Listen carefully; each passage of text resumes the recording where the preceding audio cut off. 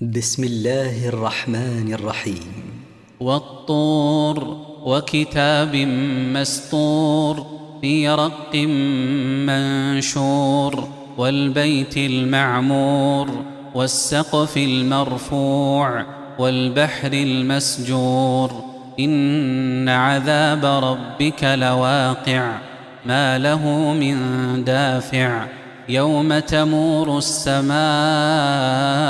مورا وتسير الجبال سيرا فويل يومئذ للمكذبين الذين هم في خوض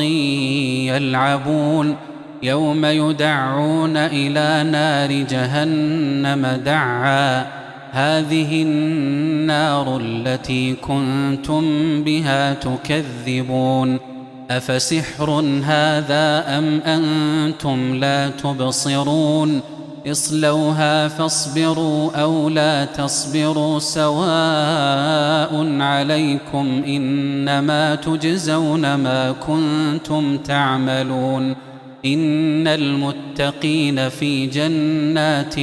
ونعيم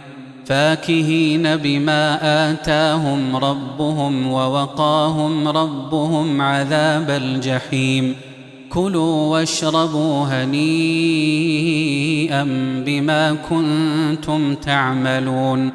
متكئين على سرر مصفوفة وزوجناهم بحور عين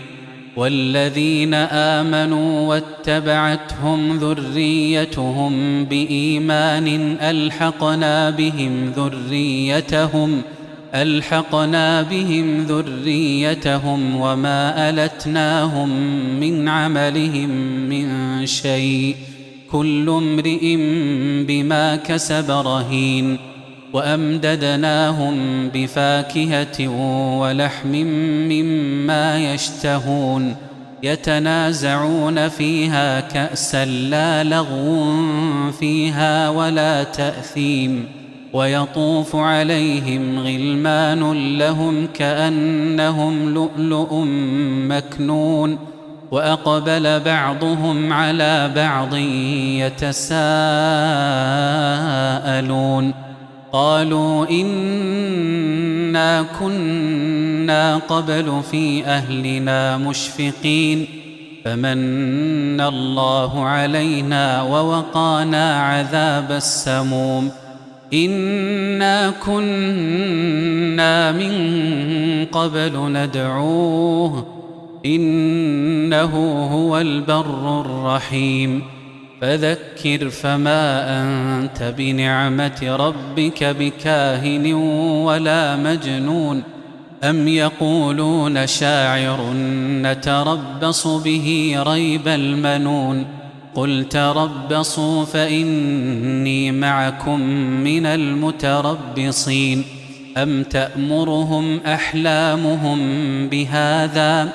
أم هم قوم طاغون أم يقولون تقوله بل لا يؤمنون فليأتوا بحديث مثله إن كانوا صادقين أم خلقوا من غير شيء أم هم الخالقون أم خلقوا السماوات والأرض بل لا يوقنون أم عندهم خزائن ربك أم هم المسيطرون أم لهم سلم يستمعون فيه فليأت مستمعهم بسلطان مبين أم له البنات ولكم البنون أم تسألهم أجرا فهم من مغرم مثقلون أم عندهم الغيب فهم يكتبون أم يريدون كيدا فالذين كفروا هم المكيدون